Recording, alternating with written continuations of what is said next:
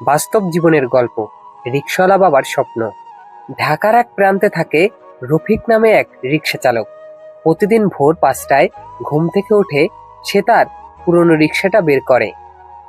দিনের প্রথম যাত্রী উঠানোর আগেই তার মাথায় ভেসে ওঠে নিজের ছোট্ট ছেলে আর মেয়ের মুখ।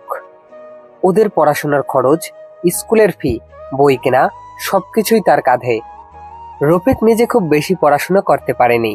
ছোটবেলাতেই বাবাকে হারিয়ে সংসারের হাল ধরতে হয়েছে। তখন তার সবচেয়ে বড় কষ্ট ছিল স্কুলে যাওয়ার পথে অন্য ছেলেদের ব্যাগ হাতে দেখতে আর নিজে সেটা করতে পারে না। সেই অপূর্ণতা থেকেই সে শপথ নিয়েছিল, আমার সন্তানরা পড়াশোনা করবে, মানুষ হবে। দিনের পর দিন কষ্ট করে সে টাকা জমাতে থাকে। গরম রোদ, বৃষ্টি ঠান্ডা, কিছুই তাকে থামাতে পারে না। কখনো কখনো রিক্সা চালাতে চালাতে শরীর ভেঙে পড়ে, তবু আবার উঠে দাঁড়ায়, কারণ তার আছে ক্লান্তির চেয়েও বড় হলো সন্তানের ভবিষ্যৎ। একদিন ছেলেটা হঠাৎ এসে বলল, আব্বা, আমার কলেজে ভর্তি হতে হবে, ফি অনেক বেশি। রফিক প্রথমে চুপ করে রইল। পকেটে টাকা নেই, ঘরে চাল নেই, তবুও সে বলল, তুমি শুধু পড়া চালিয়ে যাও, বাকি দায়িত্ব আমার। পরের দিন রফিক ভোরে বেরিয়ে গেল, দিনরাত পরিশ্রম করলো, অতিরিক্ত রিক্সা চালালো, এমনকি রাতেও কাজ করলো। কষ্ট করে জমানো টাকা ছেলের হাতে তুলে দিয়ে বলল, আজ আমি গরিব, কিন্তু তুই একদিন আমার গর্ব হবি।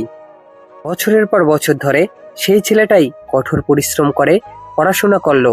প্রথমে ভালো কলেজ, পরে বিশ্ববিদ্যালয়ে ভর্তি হলো। ধীরে ধীরে নিজের মেধা দিয়ে সে চাকরি পেল বিদেশে। একদিন টাকা পাঠিয়ে বাবাকে বলল, আব্বা, তোমার কষ্ট বৃথা যায়নি, আজ আমি তোমার স্বপ্ন পূরণ করতে পেরেছি।